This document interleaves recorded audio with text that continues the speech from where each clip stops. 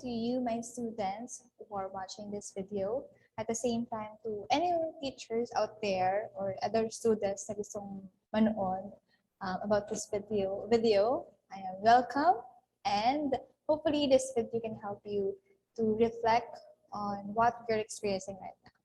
So this video is not the same with the others uploaded videos na about sa pag-discuss ng lesson or applications ng mga information or principles. This video is for or dedicated for the students and the other and teachers out there na at this moment is experiencing yung struggles ng online classes.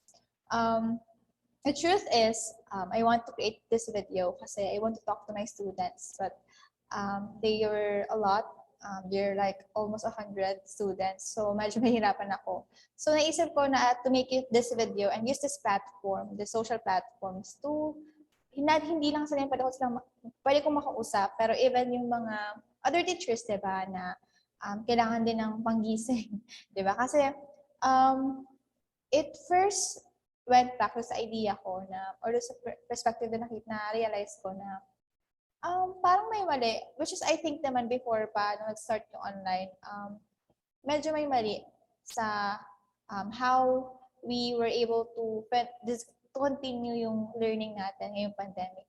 Yes, of course, effective po ang online teaching, pero at some point, we have seen na may mga aspects na nakakaligtaan yung mga teachers. And I myself was able to reflect upon it. So, this video is for my experiences and ano yung mga na-realize ko na mali kong nagawa during the course of online classes. Apo. Yan. So, nag-start yung idea ko ito when I have seen posts from Facebook about sa ginagawang prank quiz ng mga teachers. By which yung prank quiz, the students, akala nila may quiz, yun pala, the quiz was really used by the teachers to know yung bosses ng mga estudyante. So, in my part, what I did is that I said na may quiz. So, just dapat talaga may quiz kami, but I make that timing para ibigay sa kanila yung ganung quiz na hindi quiz for grading, pero quiz to know them. So, my instruction was for them to fill up the information needed on the questions, kumusta ka, anong problema mo, how was your study, do you want to share something, or at the same time, gusto ko rin tanong kung kamusta yung pag-adjust nila. At the same time, ano yung pwede kong makatulong as instructor? Ano yung pwedeng i-improve ko as an instructor nila ngayong situation? Ayan. So, I was happy with the responses of my students. Some were able to give a lot of kwento. Ayan. Na-miss ko nga bigla yung mga chismis sa estudyante. Pero yung pinaka-gusto ko nakita doon is how they really give yung genuine na kwento by which they are really giving me yung trust. So mga students, I'm very thankful as well kasi you were able to give me kahit yung gist lang ng mga nangyayari kasi di ba napakahirap din naman yung sa chat lang nag-uusap. So syempre sa face-to-face kaya tayong magkwentuhan, tapos online parang hindi, di ba? So yun yung naging situation. Pero I am happy na you were able to share to me your thoughts, your worries, as well as yung mga kwento nyo. Ayan. So, may mga nagsabi din ng mga rants and so on. So, don't worry. Confidential po yung mga nasabi nyo.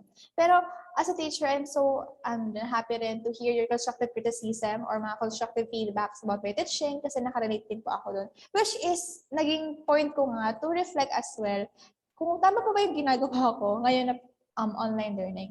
So, of course, before we start the school year, nung nag-start pala yung pandemic, nagkaroon kami ng teacher training kung paano gumamit ang platform na to. We were exposed to different platforms that we can use, mga interactive platforms, how to do this method, how to teach them properly, ano yung tamang gamit, and so on.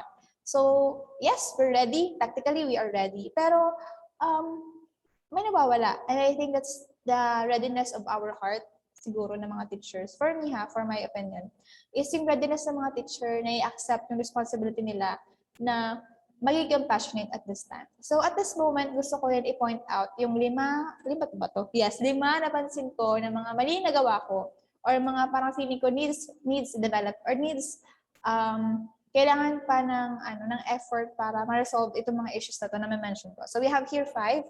And let's first start sa pinakauna. dun sa capability for us to really connect to our students. So my first problem is I think I'm talking to the screen.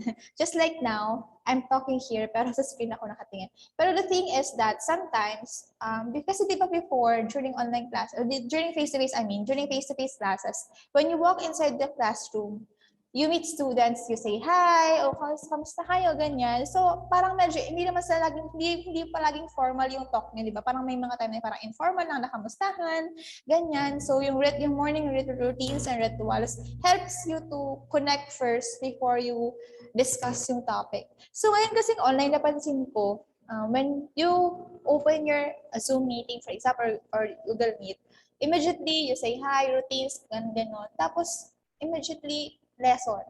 Parang wala yung kung ikaw estudyante, parang sometimes nakakawala, for me feeling ko pag ako yung estudyante, mawala ako ng gana kasi parang wala yung motivation kasi wala akong na-feel na connection.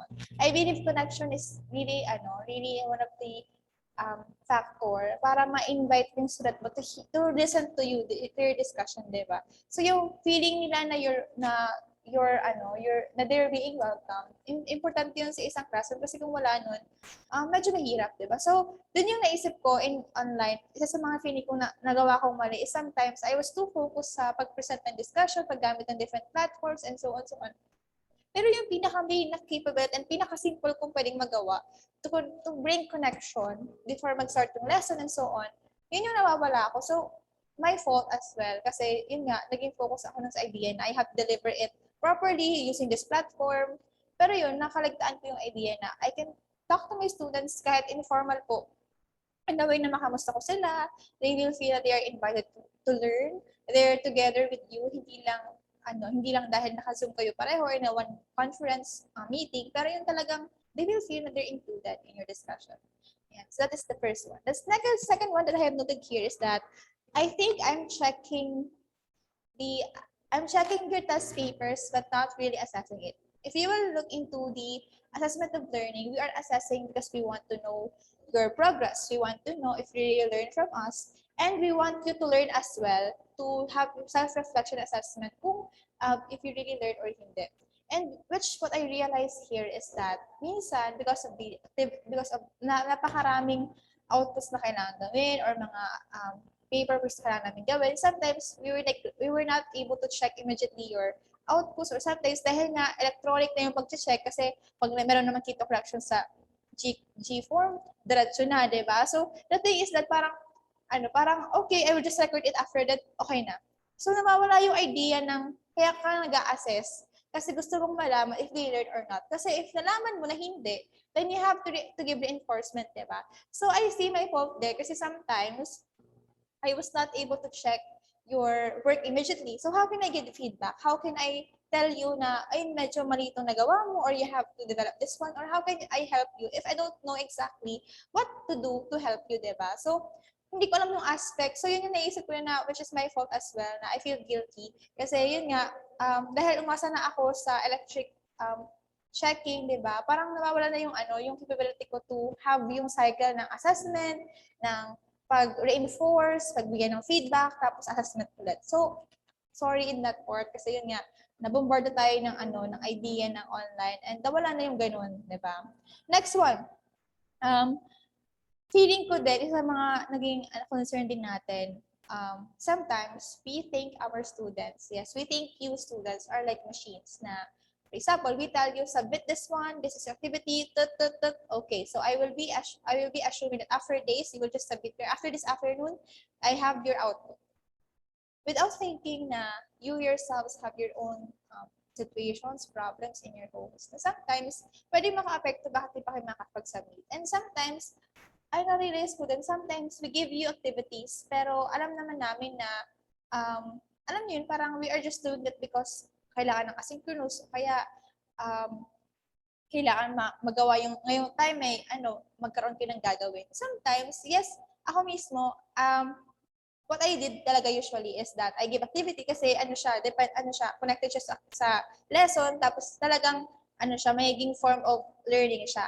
But at some cases as well, I have heard feedbacks from some of the students, ganun, na most of the teachers usually give a lot of works na minsan parang overload na masyado yung estudyante na hindi na iniisip na wala nang limitations, parang ganun. So, I think we should always consider that our students are not machines. Hindi, kayo mga estudyante, you're not machines. We should be, teachers should be aware of that, na hindi po na, wag po natin gawin na parang machines yung mga bata na we give us their activities just for us to have, meron tayong makumpile ng mga activities nila. And sometimes, yung question is, para saan yung na-compile mo? Is it for their learning?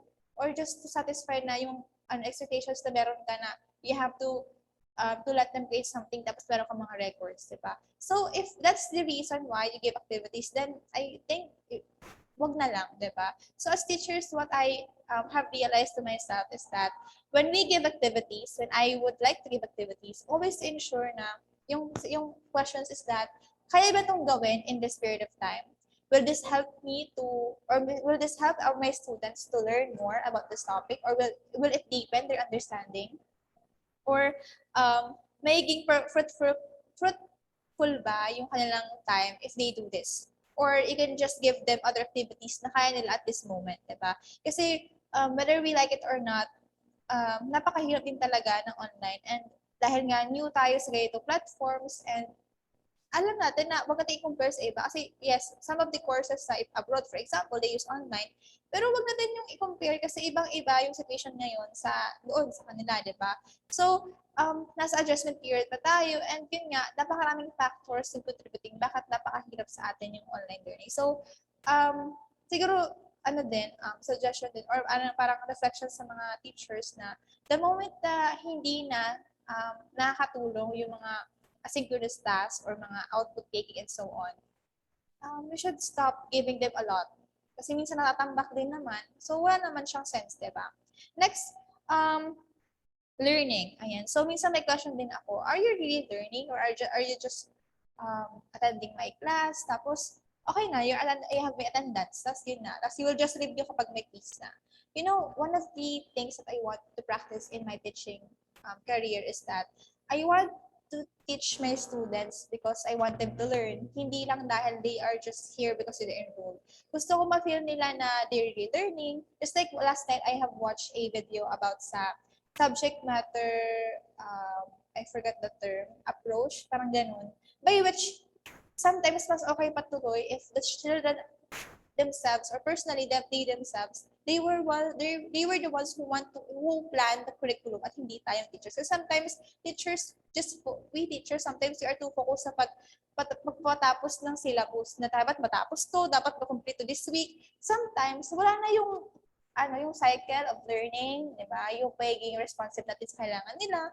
So sometimes yung needs nila were not being met, pero yung needs natin na may met. So yung needs ng curriculum natin. So feeling ko, this is what I want to try on my next semester or this coming quarters on my classes. Na siguro, it would be better for me, or for what I want to do is for me to, of course, I will still use the syllabus, pero I would make sure that each topic will be in a way that the students have their own capability na sila yung mismo mag-work ng progress nila, and sila mismo yung mag-decide kung anong gusto nilang matutunan. Hindi naman yung dahil gusto tinatamad ako. The idea is that I want you to own your learning. Hindi yung umaasa kayo sa teacher. Kasi minsan tuloy, if you keep on umaasa kayo lagi sa teacher, ang nangyayari, you will think that if they give this assignment, you will do this. And parang ganun, parang minsan, parang you're just using your time to do activities, pero para saan, diba? So siguro what matters is yung idea na, this will help me in my profession? How can this help me in my personal and professional development, diba? So if you have seen the purpose of your actions, mas madali yung learning, diba? So I think about what I want to try on my classes, to my students out there, is yung idea na gano'n, na siguro it's better if we own our learning at the same time as teachers. We should provide them ways for them to show talaga yung learning nila or to apply their learning instead of just asking them to create this one. Na parang wala masyadong real life, or yes, walang real life application at the same time. Yung relevance niya is parang, may emphasize talaga, hindi yung parang on the paper lang, di ba? Next, and the last one I think is that, sometimes what I think is that the problem is hindi naman talaga yung online learning. The problem is that we are slowly getting away from our pinaka-role. Of course, I would like to commend all teachers out there who are trying their best to improve their learning, to improve yung kanilang platform of delivery, at the same time, how they were able to help the students. I'm happy to know that a lot of teachers are very helpful on this matter, na talagang nag-show ng compassionate and very kind heart to consider yung mga situations ng mga bata, which is very helpful sa kanila. And promise mga teachers, your students appreciate that.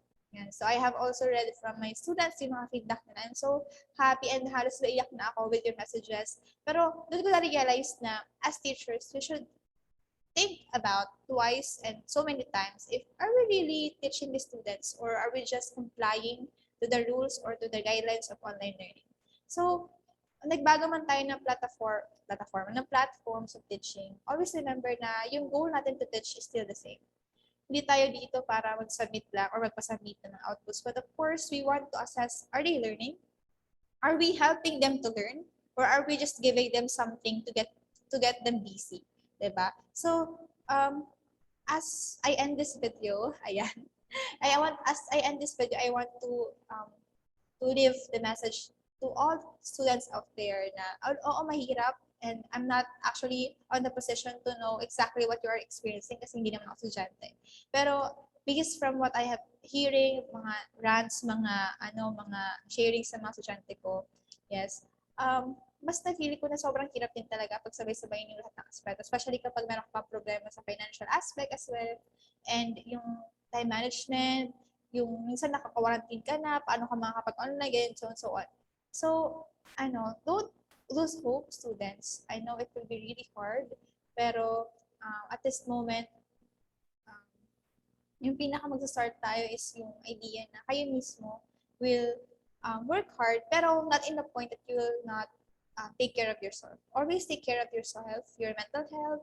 Always take time to have me time, to reflect, to pause everything and breathe, diba? So, important po yun na you should keep your sane, diba? Your sanity.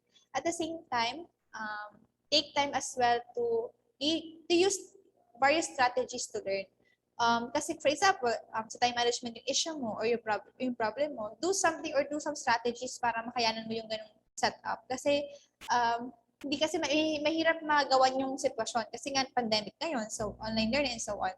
Pero yung capability natin to mag-strategize will help us as well para makapag-cope up ng stress and tong hardship. At the same time for teachers, ang pinaka-role natin sa buhay na ito or sa part na ito is to encourage our students to fight and be the one to help them. Opo. So, wag na tayong masyadong mag in the book or in the rules na dapat ganito, dapat ganito. Isipin natin, lahat ng ginagawa natin is for our students. If kailangan nating mag-bend ng ganitong side, then do it just for them to learn, diba? So we are not judged as if we have to judge if okay, pasado ka na, okay na. We are here first to give them something, then later on yung judgment, diba? Or yung evaluation. Hindi, ang pangatang term na yung judgment. But the thing is that we have first to do something before we check if they really learn. Kasi hindi naman tayo just to check if they learn, di ba? The question is, have you done something for them to learn? So, of course, I will just leave that question to you kasi I know you can answer it and reflect it to yourself. Pero hopefully this video were able to be seen by my students, which I'm very glad na amidst ng mga situations nyo are still fighting for their studies, are really being purposeful pa rin ang life nila. I just wish you and pray for you na sana okay lang kayo lagi, and of course na makayanan natin yung semester na to. Pero of course we don't romanticize the situation. What we can only do is that fight, have faith, and of course always remember na as teachers we are here, and if may problema kayo, do not hesitate to tell us kasi you'll never know, baka yung kailangan lang ng teacher nyo is malaman yung side nyo para maintindihan din yung situation nyo. Pero yun naman po for this video. Thank you so much for watching, and hopefully this short reflection vlog will help hindi lang yung estudyante but yung mga teachers to reflect. Pero that's all from Teacher Z. Thank you so much, and may not that be a learning consultation, pero hopefully that consultation will help you on your teaching and your profession. Thank you everyone. See you in our next video.